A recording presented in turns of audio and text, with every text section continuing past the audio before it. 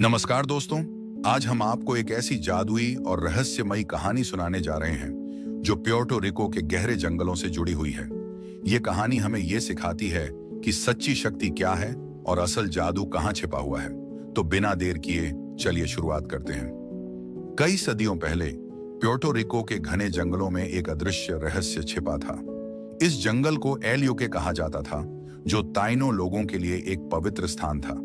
लेकिन इस जंगल में एक और रहस्य था। कहा जाता था कि यहाँ एक अदृश्य दरवाजा था जो केवल उन लोगों को दिखता था जिनके दिल में सच्चाई और साहस था। यह दरवाजा सीधे एक खोए हुए द्वीप तक जाता था जहां अमृत के फूल खिलते थे। इन फूलों को खाने से इंसान को अमृता मिल सकती थी, लेकिन कोई भी इस द्वीप तक पहुंचने में सफल नहीं हो पाया था। अब इस कहानी का नायक है एक युवा लड़का जिसका नाम था लुइस।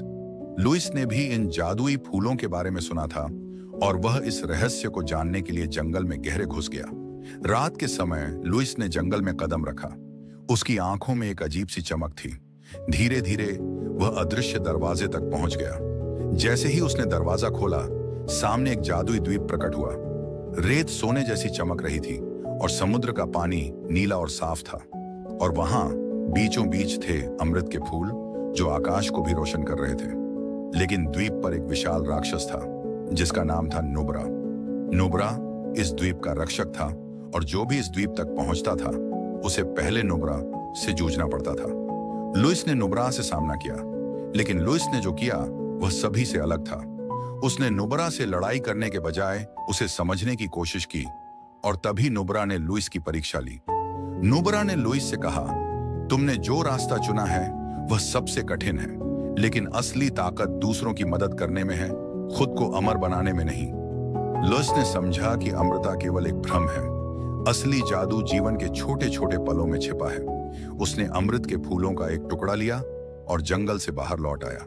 अब वह सचमुच अमर था क्योंकि उसने सच्ची शक्ति का अर्थ समझ लिया था।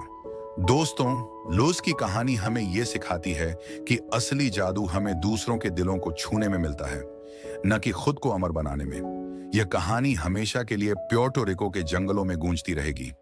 अगर आपको यह कहानी पसंद आई हो तो वीडियो को लाइक और सब्सक्राइब जरूर करें।